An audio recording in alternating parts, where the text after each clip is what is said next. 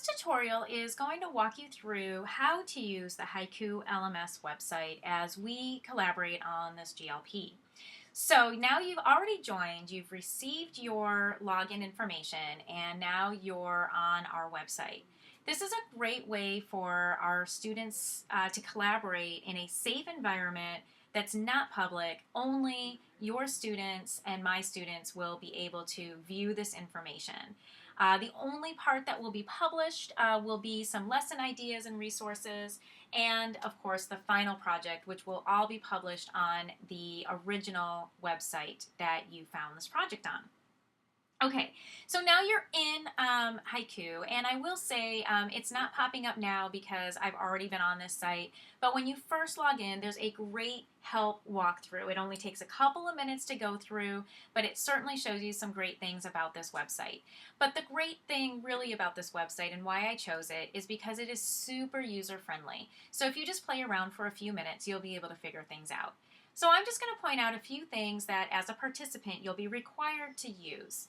There are certain requirements as a participant, and then there are certain optional things, and I'll talk about both of those. So let's go to our Poetry Around the World GLP Haiku website, and as this develops you'll see more information here. But for right now we just have some basic information to walk you through how this works. So the pages there's 4 tabs at the top.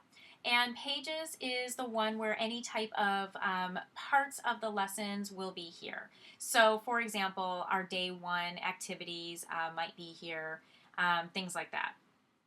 Now you will not be able to manipulate the setup of the site. That's something that only I can control, but that doesn't mean that we can't collaborate to create that together. The next really important page is the calendar, and this is important because any type of activities, assignment due dates, things like that will be here, and also the final project due date. So this is someplace you'll want to check back and just make sure we're on the same page as far as time goes. The next tab is Connect, and I like to tell my students to think of this as a way to connect with each other and to connect with me. So you'll see here if I have to post any announcements, it would be here. But the areas that you need to be familiar with as a participant are the discussions, because as you introduce poetry from your geographical area, and we start to discuss and analyze that poetry, this is where our students are going to post their thoughts about the poetry. So this is a way for our students to communicate with each other in a way that is asynchronous. I said that wrong, sorry. And this is a place for them to be able to do that. The other place that you're going to be using, so you'll be mostly on the discussions thread, and as students post, their responses will be here. But the other one you'll be using a lot is the wiki projects. This, and you can see I already have a poetry showcase project set up. So this is basically where our students are going to post their original poetry that they intend to put in the final project. So this is a place where our students can collaborate, and it's their website, and they can decide what poems are going to be included in the final project. I do ask that the original language is in the project, so if your students speak another language aside from English, I would prefer it to be in their language with a side-by-side translation in English. And exactly how they are going to put this work together. Are they going to include illustrations? Are they going to do this as a magazine? How they do this is actually part of this project.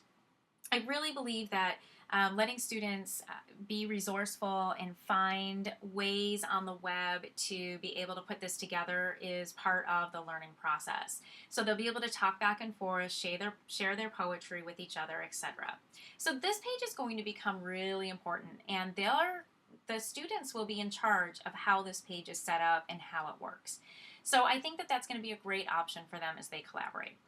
Other areas on this website that you need to be familiar with, the inbox. This is a great way. It's an internal email system, so we can collaborate this way via this email system so that our other emails, things aren't getting lost and confused. So this is a great place to email me, and we can email each other.